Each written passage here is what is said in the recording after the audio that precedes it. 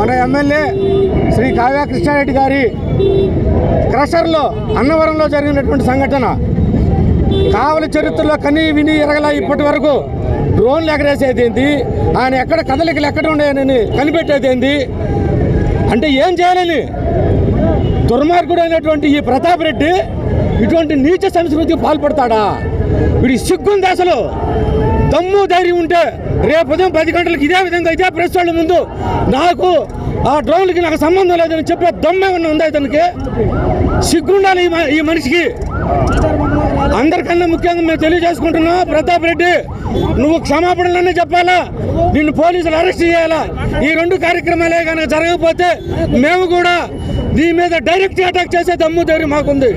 ఇది మా ఎమ్మెల్యే గారు వచ్చిన తర్వాత మేము మా నలుగురితో మాట్లాడుకొని నీ ఎందుకు తెలిసేదాకా కూడా మేము నిద్రపోవని చెప్పి తెలియజేసుకుంటున్నాం.